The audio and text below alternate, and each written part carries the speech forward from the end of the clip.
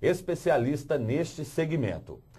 Boa noite, Luiz Felipe. Para não ter dúvida, vamos começar com o que é advocacia preventiva. Boa noite. A advocacia preventiva, ela precisa de ser mais popularizada. O que é?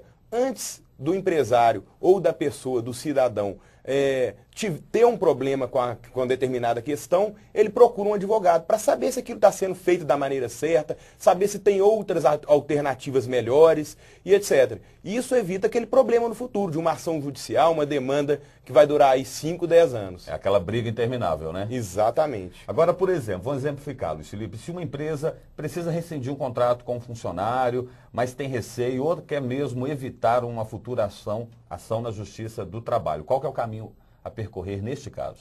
Ótima pergunta. Essa é uma situação muito debatida na advocacia preventiva. Então, o que o empresário deve fazer? Vou mandar alguém embora. Por que vai mandar alguém embora? É por justa causa? O que ele fez? Isso que ele fez caracteriza a justa causa? Quais são as verbas que ele deve receber com essa demissão? Isso tudo para quê? Para evitar aquela ação trabalhista, que vai ser, com certeza, vai ser um gasto muito maior do que a advocacia preventiva, que hoje em dia é cobrada por hora. Então, onde o empresário leva 5 minutos para fazer uma pergunta ou ter uma reunião por telefone, uma teleconferência, ele vai pagar só aqueles 5 minutos. Agora, falando do cidadão comum, e levando em consideração o dia a dia de todo mundo, uma compra pela internet, por exemplo, pode gerar um transtorno, uma ação que demore demais, e neste caso também especificamente, como a pessoa deve proceder? Com certeza, uma compra na internet, se ela for analisada por um especialista em direito eletrônico, ela pode evitar transtornos intermináveis. Você imagina uma compra que a pessoa adquire uma televisão de LED 3D de R$10.000 e a loja não existe, ou a loja tem execuções que já penhoraram todos os bens dela, o consumidor fica desamparado.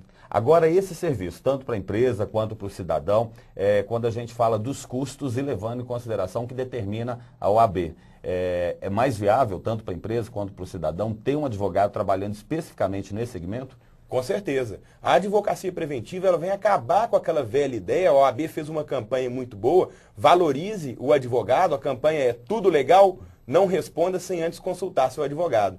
Então é exatamente para quê? Para o cidadão, antes de debater qualquer coisa, antes de ter algum problema, tirar suas dúvidas com o advogado. E isso se aplica para pequena empresa, média, grande ou para o consumidor em geral. Porque hoje, antigamente não havia uma fórmula de cobrança e hoje a cobrança é por hora. Então é pago exatamente pelo serviço que utilizou. Ou seja, mas se o serviço não é utilizado por 1 hora, esse valor ele é fracionado? Isso vai... É fracionado. Boa, ótima pergunta. O serviço de advocacia preventiva, algumas empresas possuem uma franquia mínima, outras não. As que não possuem, ele utilizou no mês 1 hora, ele vai pagar só por 1 hora de serviço. Se ele utilizou 2 horas ou 1 hora e 35, ele paga exatamente 1 hora e 35 minutos. Luiz Felipe, é que você está falando aí, o serviço é uma boa saída, tanto para as partes, para o próprio advogado. Você já começou a falar disso no início da entrevista, eu queria que você reforçasse.